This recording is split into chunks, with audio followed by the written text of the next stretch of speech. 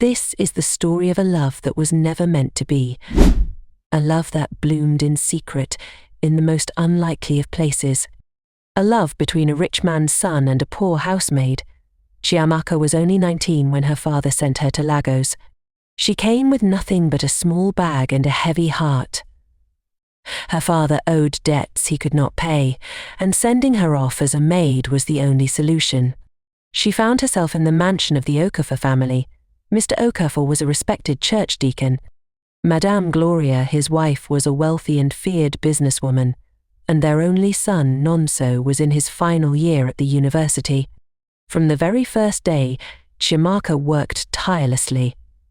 She cleaned, cooked, washed, and endured Madame Gloria's constant insults. "Don't forget your place, girl," Madame Gloria often shouted, but Chiamaka remained humble, swallowing her pain.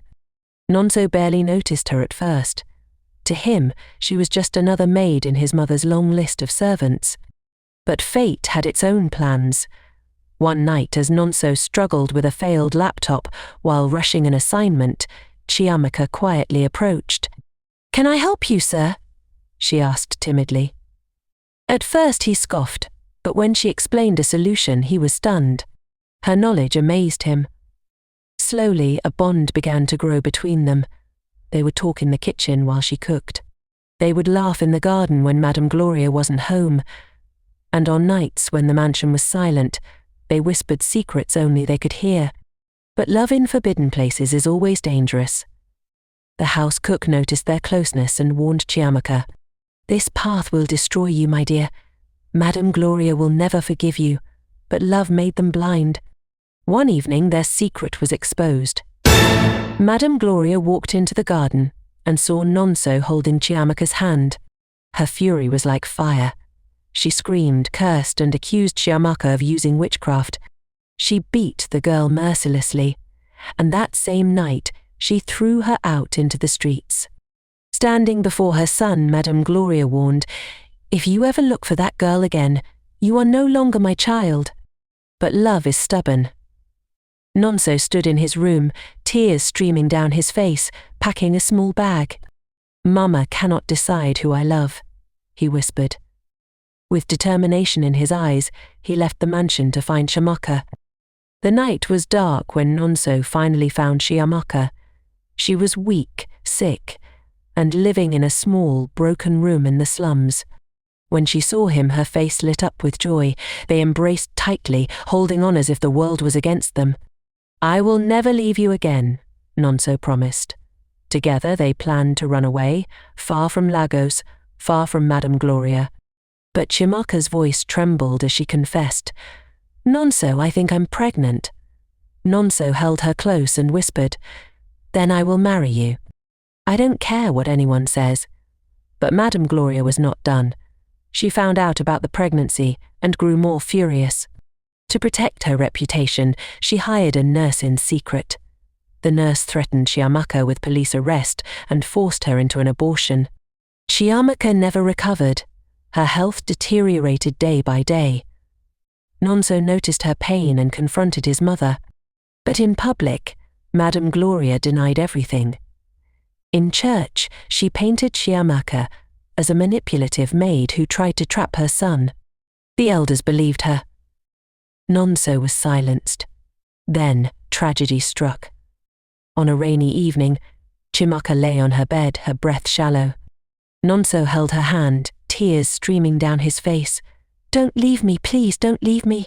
Chiamaka smiled weakly and whispered, "Even if the world rejected me, my love for you never did." With those final words, she closed her eyes forever. Nonso screamed in agony, holding her lifeless body. His world collapsed in that single moment. On the following Sunday, he stormed into church during service. With fire in his eyes, he pointed at his mother and cried out before the whole congregation, "This woman killed Chiamaka. She destroyed the only person I ever loved." The church fell silent. Gasps echoed across the hall. Madame Gloria's secrets were exposed. Her reputation crumbled. Her business partners abandoned her. And she was left in disgrace. But for Nonso, victory meant nothing. He left home, broken and alone. The story ends at a quiet graveyard. Nonso placed flowers on Chiamaka's grave, his voice trembling. "You were my only home," he whispered. And with tears in his eyes, he walked away into the lonely night. After Chiamaka's burial, silence swallowed Nonso's life. He disappeared from Lagos, vanishing like a ghost. Some whispered he had travelled abroad. Others said grief had driven him mad. But the truth was darker. Nonso was alive, yet dead inside. Madame Gloria, once powerful and feared, began to crumble. Her businesses failed one after another. Friends who once bowed at her feet now avoided her. In church, the very congregation that once praised her now whispered behind her back. But her greatest torment came at night. Every midnight she dreamed of Chiamaka. The young maid stood by her bedside, blood dripping from her face, eyes empty. In a chilling voice, she whispered, "You killed me." Madame Gloria would wake up screaming, drenched in sweat, begging for mercy. But peace never came. One evening she went to the graveyard and found Nonso kneeling at Chiamaka's grave. He looked older, colder, and unrecognizable. When she called his name, he turned to her with eyes full of hatred. "You destroyed my life," he said, "and now you will watch yours burn." Then he walked away, leaving her trembling in the night. Desperate, Madame Gloria ran to the church for deliverance. Pastors prayed. Prophets anointed her. But each time strange things happened. Candles blew out by themselves. The choir forgot their hymns mid-song. And once, the pastor felt unseen hands grip his throat. The elders began to whisper, "This is a curse of innocent blood." Meanwhile, Nonso found a hidden diary Chiamaka had left behind. In it, she wrote about her dreams to become a nurse, to marry, to have children, to escape poverty. Reading her words broke Nonso completely. He wept until his heart grew stone cold. "I will never forgive her," he muttered. Madame Gloria grew weaker by the day.